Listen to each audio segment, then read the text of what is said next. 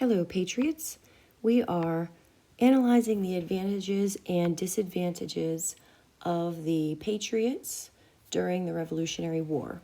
Going into this war, I wanted you to think about what would be the advantages and disadvantages of each side so that you can kind of construct a plan or craft a plan for this war. Pretend that you are on the Patriots' side. What are the challenges that we face, and how can we overcome those challenges? So I have uploaded the document into Notability. That way I can notate on here and you can see my notations. You could have done it in Notability. You could have just done it in Word. It's totally up to you. So the background says, during the Revolution, Americans who wanted to fight for independence were called patriots, while those who wanted to remain loyal to Britain were called loyalists. I want you to predict how this war will unfold.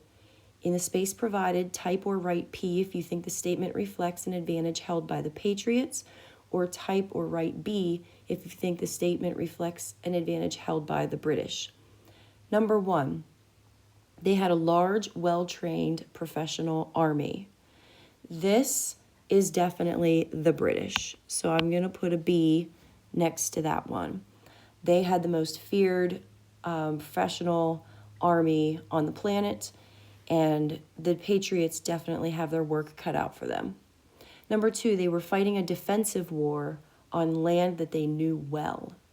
Well, if you're doing defense, that means that you have home field advantage, and it's on land that they know well. So it's obviously where they live, and of course that would then be the Patriots. So they have home field advantage, which, by the way, normally you don't want to fight a war at home because it damages your property and your citizens could become collateral damage.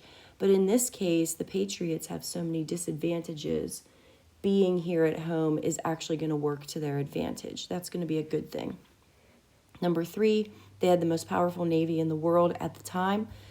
Unfortunately, that is also the British. So not only do they have the greatest army, but they also have the best navy. And by the way, the Americans don't have a navy. Number 4, they had great financial resources. In other words, mo money. That again is going to be the British. The Americans have no money.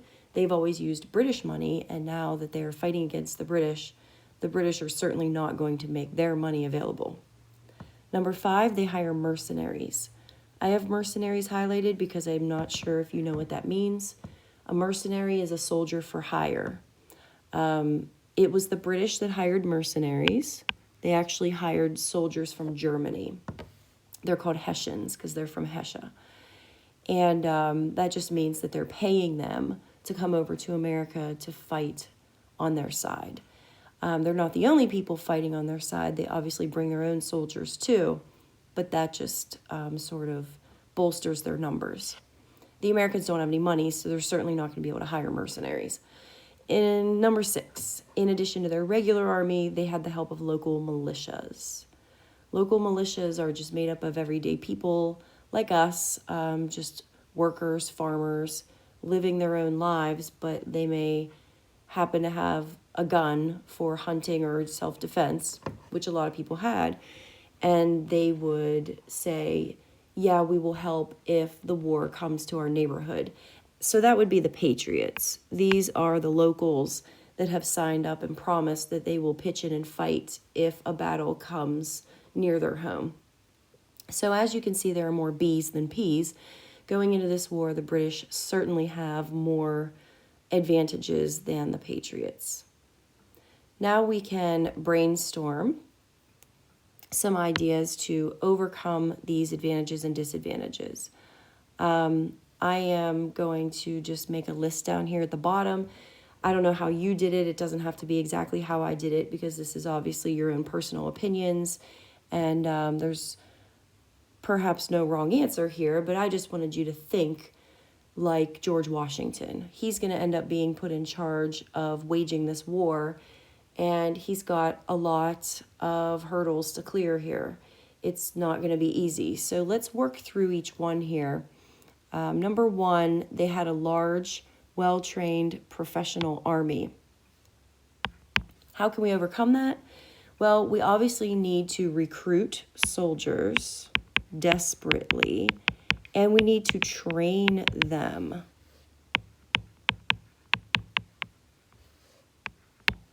So there's going to be a massive recruiting campaign. They're going to promise that they'll be fed and paid if they will join the Continental Army under George Washington. Unfortunately, we end up running out of money and supplies, so in most cases they don't even get paid.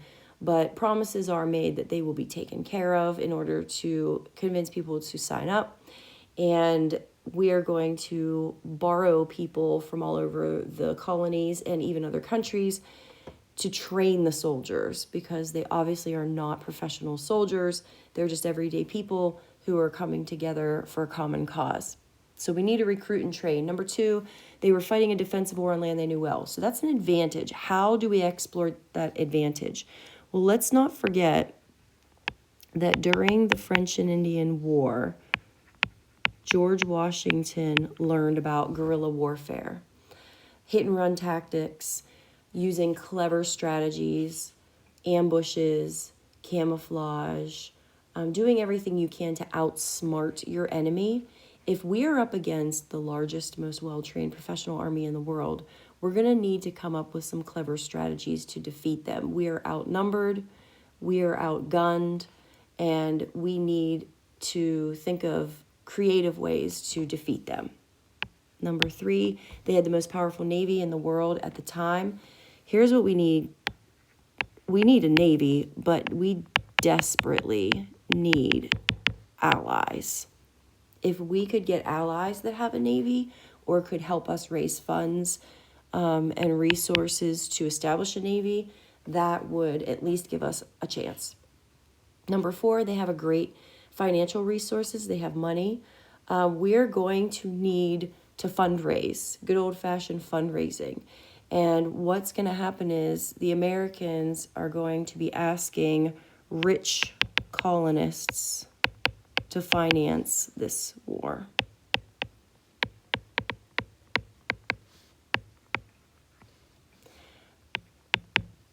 People like Robert Morris. You've heard of Robert Morris University. He was a Pennsylvanian. He was a very rich man, and he's going to end up financing a lot of this war. Believe it or not, he just gives the money to George Washington and to the Continental Congress to spend on it. Number 5, they hired mercenaries. We don't have the money to be hiring mercenaries, nor do you really want to hire mercenaries. That's usually not even a good idea. But maybe we could enlist the help of Native Americans. Let's try that. They're a group that are living here that we wouldn't necessarily have to pay, but we could maybe win them over and make some promises to them about land ownership and things like that to get their help. Number 6, in addition to their regular army, they had the help of local militias. We need to exploit that. That's obviously an advantage for the Patriots, but let's take it further. We need the help of locals. We need a spy network to infiltrate the British side, to find out secrets so that we can gain any advantage that we can. The militias are going to be made up of people who call themselves Minutemen because they promise to be ready at a minute's notice. So we need to be unpredictable. We need to use guerrilla-style tactics and be unpredictable in ways that surprise the enemy. Like, surprise, we have spies that have infiltrated your operation. Surprise, we have people in every village across America that are willing to grab their gun and be ready in a minute's notice. So you might think you know how many soldiers I have in my army, but think again, because these people from Chippewa, these people from New Galilee, these people from Monaca are going to pitch in and help when you least expect it. So these are the ways that the Americans are going to try to at least compete with the British. Even though they have all the advantages, maybe, just maybe, we could stand a chance.